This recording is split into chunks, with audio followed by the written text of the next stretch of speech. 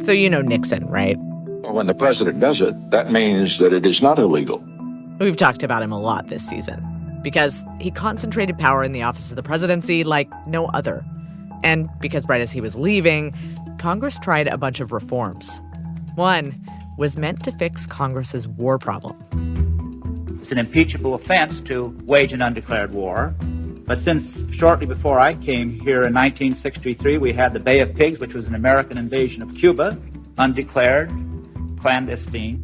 After all, Congress was supposed to be the branch responsible for declaring war. It's right there in Article 1. Dominican Republic, and then Cambodia, the bombing in 1969, which was a massive deception of the American people. But by the 70s, it was clear that presidents were happily sidestepping the formal declarations and deploying the military on their own. So Congress came up with the War Powers Act. Not only does my bill determine that the Congress's consent must be obtained to commit the people to war, but it gives the Congress the ability to turn war off. And this has never been done in our history. It said that the president had to notify Congress if they sent the U.S. military into hostilities. No more dragging their feet. No more learning about secret wars after the fact. I am not saying that if the secret bombing were made public, that the Congress would not have approved it. Congress may very well have approved it. But it was the right of Congress to have approved it. And it was the right of Congress to have known. It also said that the president could send troops into combat without authorization from Congress, but only for a short time. The act passed the House and the Senate, and it arrived on Nixon's desk, where he promptly vetoed it, which could have been the end of the story. But it wasn't. Because Congress whipped up the two-thirds vote they needed to override Nixon's veto, and the War Powers Act became law. So bing, bang, boom, the war problem is fixed, right? Well, not exactly. Less than a decade later, Reagan sent the military to El Salvador without ever submitting his report to Congress. And despite the fact that some members of Congress actually sued Reagan over the move, a few years later, Clinton walked all over the War Powers Act once again, in Kosovo. The longer the military operations last, the more restless U.S. lawmakers are becoming. He sent forces to the Balkans without a congressional authorization, and then he kept them there. So what did Congress do? Well, it didn't want to be responsible for ignoring the humanitarian crisis in Kosovo, but it also didn't want to be responsible for putting U.S. troops in harm's way. So it did nothing. The House of Representatives recently doubled the funding Clinton asked for, but it also refused to approve the airstrikes, although it didn't move to stop them. All the way up until NATO brokered a peace agreement, which did not look great.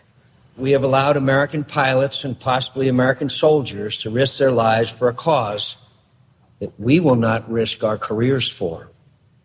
I think we're better people than that. I think we're a better institution than that. And I think we should use this debate to prove it.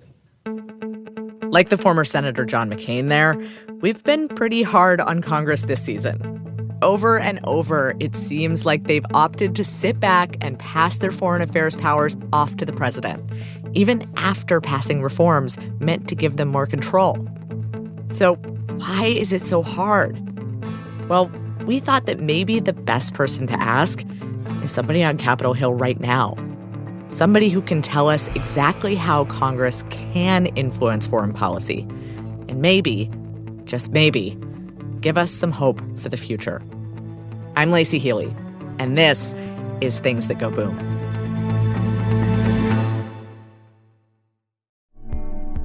Experiencing the news each day can feel like a journey. With Up First from NPR, it doesn't have to be. Welcome to 15 easy minutes of breaking news, clarity on international and national affairs, all handed over not from some floating voice in the sky, from us, Layla, A, Steve, and me, Rachel. Start your day informed. Subscribe to Up First wherever you get your podcasts.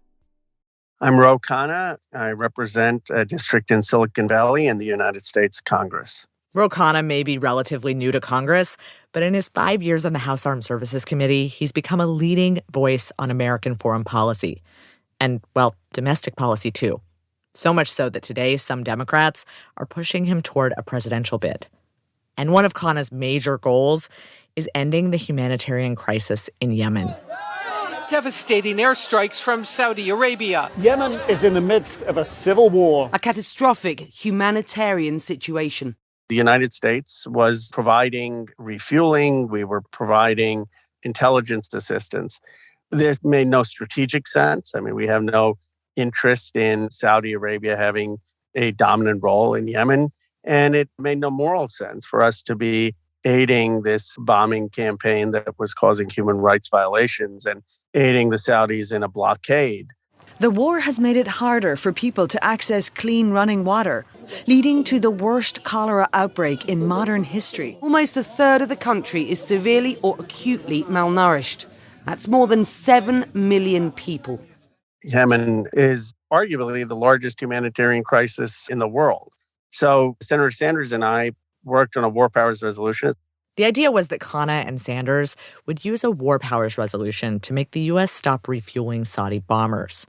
But the idea was not popular. When we first started, the leadership of both parties was opposed to doing this. And that is because the conventional wisdom was that we needed the Saudi support, that the Saudi support was necessary in the war against terror, that we needed the Saudi support to balance Iran. It's also worth noting that our friendly relationship with the Saudis has evolved over the years into a substantial business partnership. Saudi Arabia buys a lot of weapons from the U.S., which makes it hard to push back when they do something we don't like.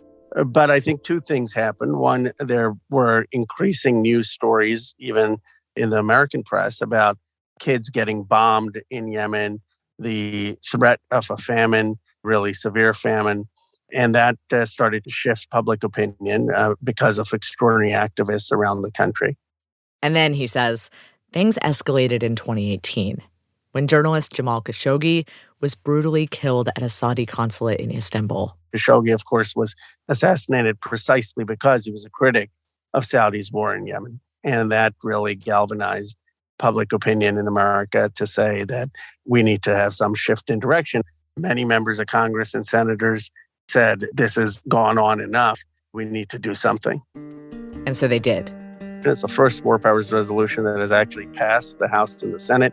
At the time Donald Trump was president, he vetoed the war powers resolution, but he did voluntarily suspend the refueling. And were you happy with that result at the time? Did you consider that a success? Yes, it was a success. I mean, a partial success. It was not the end of the war. It was not a complete victory for the Yemenis people, but it certainly was a big step forward in not having us aggravate the crisis and starting to convince the Saudis that the war had to end.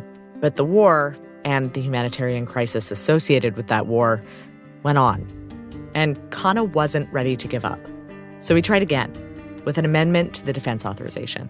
That amendment said we need to go even further. It's not enough that we just stop refueling the Saudi planes. We're basically giving the Saudi planes spare parts and that those planes are bombing Yemeni civilians. Let's stop providing the parts to the Saudi planes unless they stop bombing Yemeni civilians. And he successfully got the amendment through the House before it was killed. It was very disappointing because we had an overwhelming vote in the House to stop the supply of parts to the Saudi Air Force. There were story after story of the humanitarian crisis in Yemen. And we assembled the coalition. And then in the last moment in the Senate Conference Committee, it was pulled out. And it was pulled out because we were told that Jared Kushner had directly negotiated that provision be pulled out of the conference committee. Trump's son-in-law, Jared Kushner, is famously close with Mohammed bin Salman. So the amendment didn't get through. And the U.S. supply of spare parts to Saudi Arabia's warplanes, it went on. But then President Biden was elected. I would end the subsidies that we have, end the sale of material to the Saudis who are going in and murdering children. And so they have to be held accountable. President Biden, when he took office, made that formal that he would stop the refueling and would not be aiding the Saudis in the offensive war in Yemen. Khanna and others thought that this might be the moment for major change. It's a good start, but months later, there's not nearly enough progress. And the killings are continuing. The Saudi bombing is continuing. And so we introduced the same exact amendment that we had introduced during the Trump years, thinking now we have both chambers of commerce and the presidency. Surely we can pass this. It will end the war. Surely the administration just needs a little boost to make this happen. But again, the same thing happens, that it's diluted in the Senate. And this time the administration doesn't support it, even though many of those people, when they were in private life, were for the amendment. They are unable to support it when they have joined the administration. And so it was a conversation and a dialogue, much more so than with Trump, but the end result was the same. So often, we hear about Congress failing to act because Democrats and Republicans just can't get along. But the president is a critical part of this system. Khanna's War Powers resolution passed both chambers of Congress, and then it was blocked by Trump. And amendments to the defense authorization died under pressure from presidents from both parties. In this kind of system, what hope does Congress really have to influence foreign affairs? That's after the break.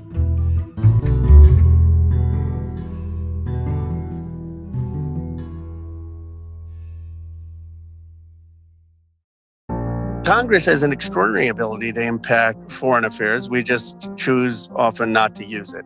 In the Vietnam War, it was congressional resolutions stopping funding for further troop deployments that really helped to bring that war to an end. So history does bear some encouraging examples for congressional power. But that point about Congress often choosing not to use its power, it's important. Why is it so hard for Congress to just act? Well, first, in terms of politics, most people in a constituency, in a district, care about what you're doing directly for their lives. And so they want to talk about healthcare, about education, about jobs. They're probably not asking about what's going on in Yemen. And so there's little political advantage to spending a considerable time on foreign affairs issues. These issues aren't often a deciding factor in local elections. But speaking up can also have consequences. It's safe often to defer to the president and the executive branch. You won't get in trouble politically.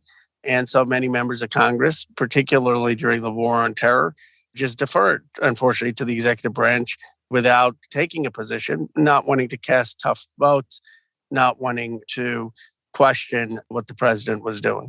This is a problem even when, or especially when, dealing with a president from their own party.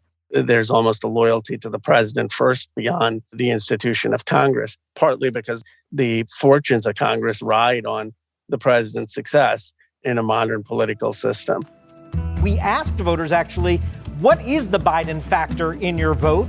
To oppose Biden is one of the reasons for their vote. 20% say to support Biden. The president's unpopularity will hurt them in November. New GOP anxiety tonight over Donald Trump and his shaky poll numbers and what his candidacy could mean for Republicans running all across the country. And that's something I think our framers didn't anticipate when they wrote the Federalist Papers. They thought ambition, if members of Congress would ensure that Congress had a role on foreign affairs. But the ambition of Congress today often coincides with deferring to the president of their own party. And that often creates a partisanship challenge in terms of exercising Congress's oversight functions or independence. But Khanna does see a glimmer of hope for the future. One second. I'm going to have to start driving. I can continue chatting. Okay, let me just... As long as you can drive safely while still staying on the phone, I really appreciate it. Let me just get the... Obey traffic laws, be alert, and use voice commands while driving. Okay. I would say that there's been a moment that it has increased over, I'd say, the last few years. And the reason is that there was a real weariness of the endless wars, of the entanglements overseas, and in a sense of the American public that they wanted to reclaim foreign policy. And so you've seen the impact of that. I mean, Trump tried to get us out of Afghanistan. Biden did. And so I think this is a moment where Congress is, at the very least, questioning getting involved overseas and not just rubber stamping that kind of involvement. And when the public feels that involvement is justified, that can move policy too. You know, with Ukraine, I will say that their congressional popular opinion of supporting Ukraine with weapons, whatever one's view of the issue. It's certainly a place where Congress has taken a lead and had an impact. I think it has moved the Biden administration to be supportive and take seriously the need to support the Ukrainian people. So, there are moments, I guess Congress acts most when there's clear passion in the public. But just a few individuals listening to the public and working on foreign affairs isn't going to suddenly fix a Congress that's used to sitting back on these issues. I try to call balls and strikes as I see them, but that's very different than the institution of Congress doing that. So you may have individual members of Congress doing that, but that's different than the leadership allowing for bills that are opposed by the administration to move forward. And so that's much harder. Would that be fair to say?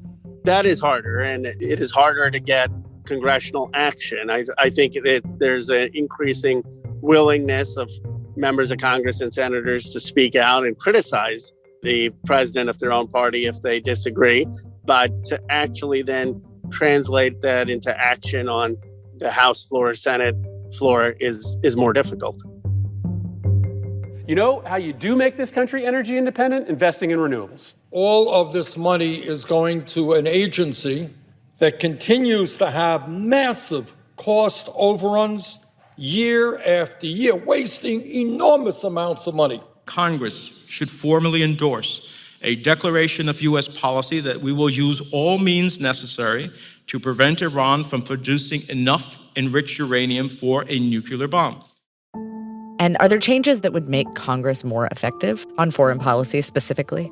Well, a lot of it, I think, is just recognizing our own power. I mean, the place where we have direct power is on the funding, and whether we'd be willing to cut off funding for things that we don't support, and developing just a greater sense of awareness that we're an equal branch when it comes to foreign policy, and not always deferring to the executive branch in the negotiations on the NDAA on sensitive foreign policy matters or in appropriations, I think would help restore some of Congress's power on matters of war and peace. This might go without saying, but restoring that power is much easier to do if members of both parties can work together.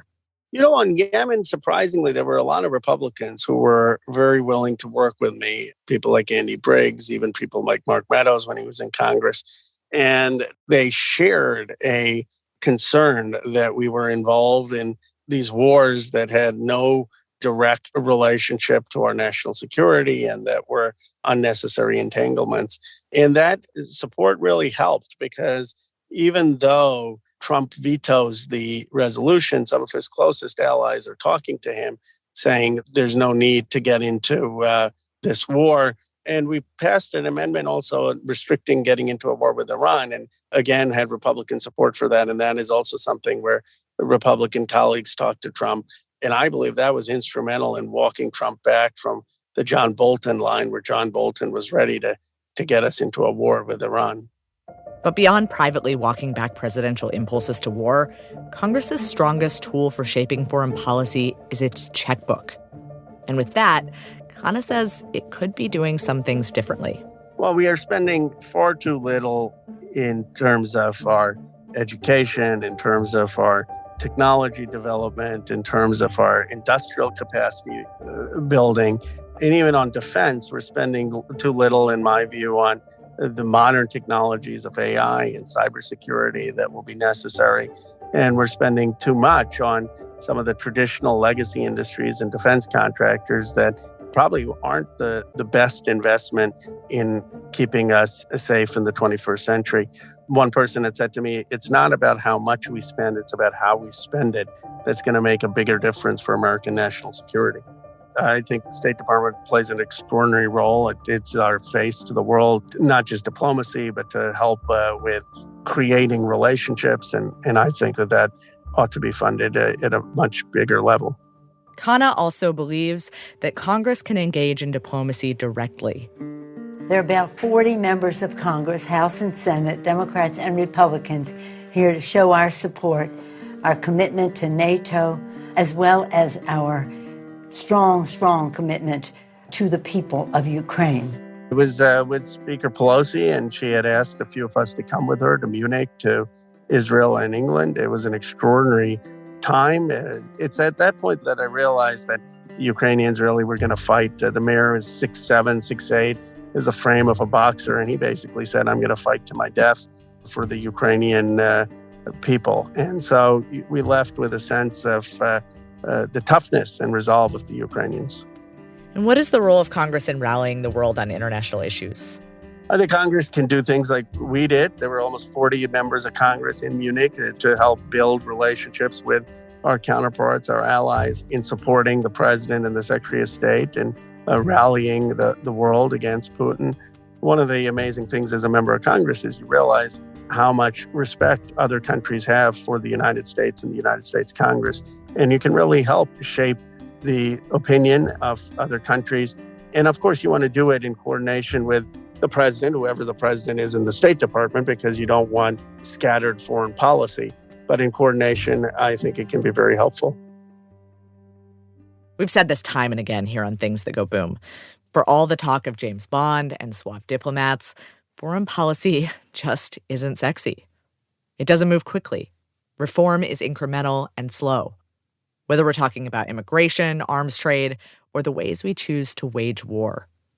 But every once in a while, something breaks through.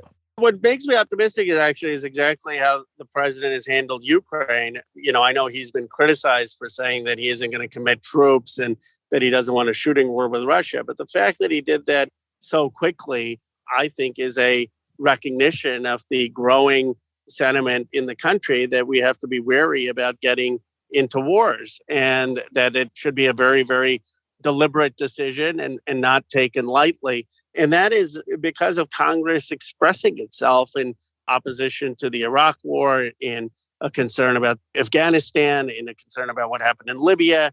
And I think you now have presidents going forward who'll be much more aware of what Congress thinks before committing American troops to inaction overseas. And he says for that, Congress can thank the American people. I would argue that the restraint we're seeing in Ukraine is a culmination of a lot of movement in the United States and activism in the United States to prevent a rush to entanglement in war. As for Yemen, Khanna says the fact that Congress even attempted to take control has had a positive impact. All of these efforts have shifted the policy incrementally. I mean, it has shifted from a wholehearted and support of the Saudi regime to now a much more cautious view of Saudi Arabia and far less involvement in their war in Yemen. And we still haven't moved all the way to get them to realize they've lost the war and they need to come to a final peace process and that they need to lift the blockade. But we're getting closer and closer.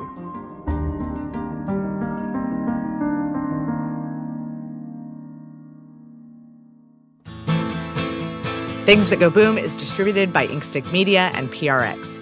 This episode was produced by Nikki Galteland and me, and edited by Sahar Khan, Katie Toth, and Christina Stella. As always, Darian Schulman writes the music for our show, and Robin Wise makes each episode sound its very best. Thank you to the supporters and foundations that make our work possible. The Carnegie Corporation of New York and Plowshares Fund, as well as Inkstick supporters, including the Cologne Foundation, Craig Newmark Foundation, Prospect Hill Foundation, the Jubitz Family Foundation, and all of you. If you're listening and you like what we do, please don't forget to head on over and leave us a review. And come visit us anytime on social at Inkstick Media.